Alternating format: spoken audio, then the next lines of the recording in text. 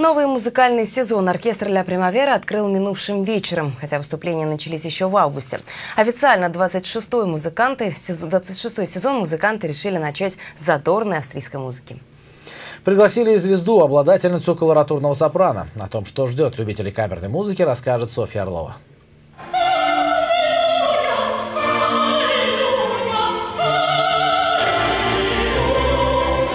Венские танцевальные мелодии наполнили концертный зал Салиха Сайдашева. Все это в честь открытия нового музыкального сезона оркестра «Ла Примавера». Самые задорные танцевальные мелодии Моцарта, Брамса и Штрауса дополнялись великолепным пением ведущей солистки Московского театра «Геликон-опера» Лидии Светозаровой. С камерными оркестрами оперному певцу всегда приятно работать. С ними можно исполнять тот репертуар, который не удается исполнять в театре.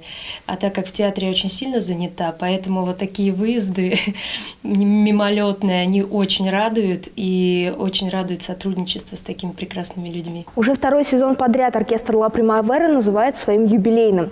И все не просто так. Прошлый сезон стал 25-м. В этот раз 25 лет отмечает и сам оркестр. Этот год, конечно, должен быть особенный, потому что все-таки 25 лет бывает раз в жизни.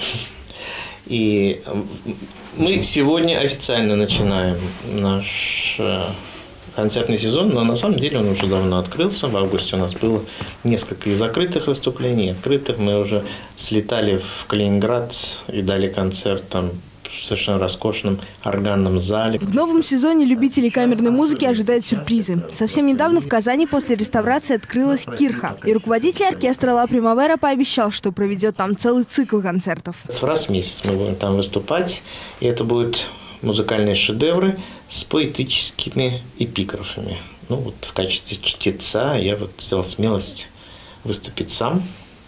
Так что будут стихи о музыке, и я вот даже точно не знаю, то ли музыка будет иллюстрировать стихи, то ли стихи будут иллюстрировать музыку. Но я думаю, будет красиво. Сюрпризы на этом не заканчиваются. В планах сотрудничество с молодым казанским битбоксером. 7 ноября у нас планируется концерт с Митей Бурмистровым. Это совершенно неожиданное сочетание, да. Ну, там будет, он в разных будет ипостасях представлен, но вот одно то, что там 50 миллионов просмотров в интернете, это уже о многом говорит. В конце ноября состоится юбилейный интерактивный капустник, подробности которого пока держатся в секрете. Софья Орлова, Петр Шамбазов, столица.